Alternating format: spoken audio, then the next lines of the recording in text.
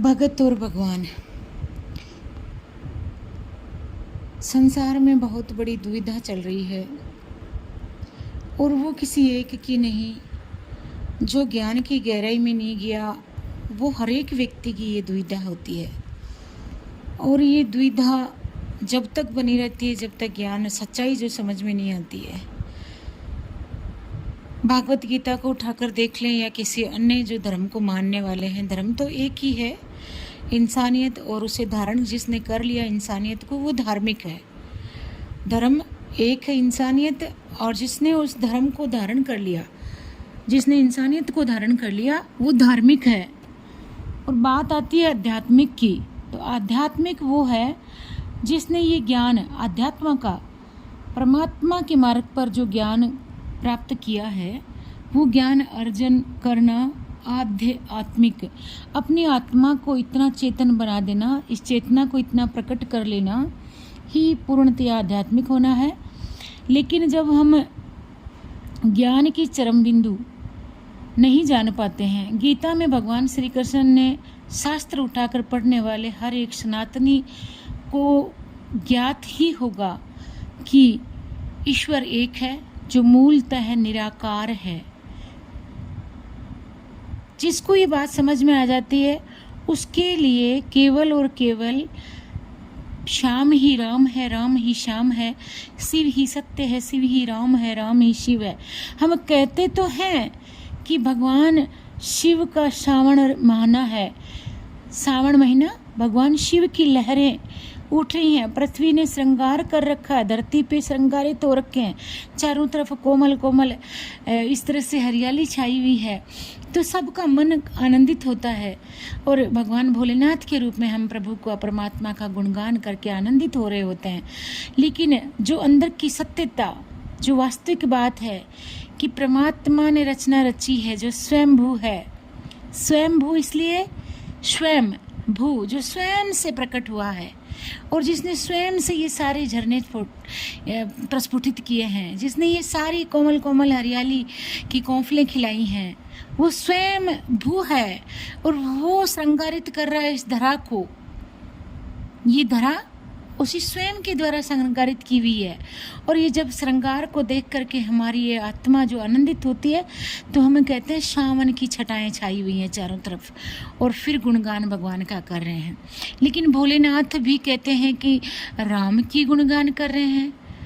राम के लिए कहते हैं कि द्वापर में राम बनकर आया, और त्रेता में राम बनकर आया, द्वापर में तो कृष्ण बन के आया, श्याम बन के आया। तो ये जो रूप से रूप निकलने की बात है, ये कहीं ना कहीं समझने की बात है कि जो भगवान श्री कृष्ण ने गीता में हमें समझाया कि मैं एक ही हूँ और मैं स्वयं निराकार हूँ, ये निराकार ही मेरा मूल रूप है। मैं युगों युगों के अंतराल के बाद भिन्न रूप में शरीर धारण में, शरीरों में प्रवेश करके आता हूँ, तो मुझे अलग अलग रूपों में मान लिया जा रहा है, बाकी मैं मूलतः निराकार हूँ। क्या कहा कुरुक्षेत्र के मैदान में अर्जुन को ज्ञान देते हुए, हे अर्जुन आप कौन हो और मैं कौन हूँ? तो अर्जुन कहते हैं मैं अर्जुन हूँ और आप मेरे सखा कृष्णा हैं। बोले नहीं अर्जुन, तू नहीं है और मैं नहीं हूँ। देखिए विशाल रूप मेरा है और तू मेरा अंश मात्र है। कहते हैं ये ज्ञान हमने गीता का, अगर हमारी गीता को खोल करके और बैठे हैं, दो घड़ी पढ़े हैं, संतों के सानिध्य में गए हैं, हमारे भजनों की जो गंगा है ना, हर एक बात में वो भजन जब मैं बचपन में सुनती थी कि दिखाऊं था न ब्रह्म ज्ञान को लटको,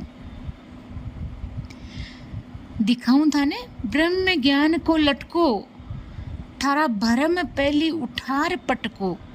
ये जो भरम मन में जो संशय हैं उनको उठा के पहले फेंक दो अंतर्मन से, उसके बाद ये ब्रह्म ज्ञान निराकार स्वरूप होना और इसका अंश मात्र होना और अपना वास्तविक स्वरूप देखना, ये समझ बन जाती है। तो ये गुरु जो अंधेरे से प्रकाश की ओर रूह को, मेरी आत्मा को लेके जा रहा है, वो संत जो मुझे अंधेरे से प्रकाश की ओर आगे ले जाता है, वही मेरा सच्चा गुरु है।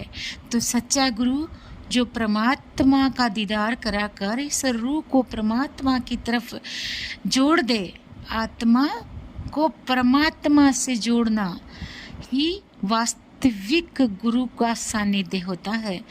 और ये जब ज्ञान होता है तो फिर चाहे श्याम मंदिर में हूँ, चाहे राम मंदिर में हूँ, चाहे भोलेनाथ के मंदिर में हूँ, चाहे माँ अंजना के मंदिर में हूँ, चाहे हनुमान दादा के मंदिर में हूँ, चाहे गुरु चरणों में बैठा हूँ, चाहे मैं माता जी के मंदिर में बैठा हूँ, सब ही तू है, सब रूपों में ही तू है। फिर मेरा ध्यान, मेरा मन तुझ में रमण करता है और सारा सुख वही है।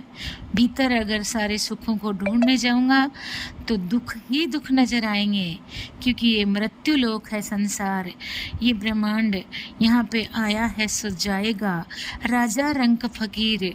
तो फिर दुख भी हैं तो सुख भी हैं, लेकिन ये सब है मन के तल पर, मन के तल पर जीने वाले के लिए। जो आत्मा के तल पर आ गया, जो अंतर मन की सुनने लग गया, जिसके अंतर आत्मा जागृत हो गई, उसे ये पता चल गया कि मैं सबका हूँ, सब मेरे हैं, लेकिन मेरा जो परम सानिध्य और परम जो सगा है, परम मेरा जीवन जिससे जुड़ा है, वो मैं और मेरा परमात्मा है, मैं और मेरा परमात्मा है। इसी सत्य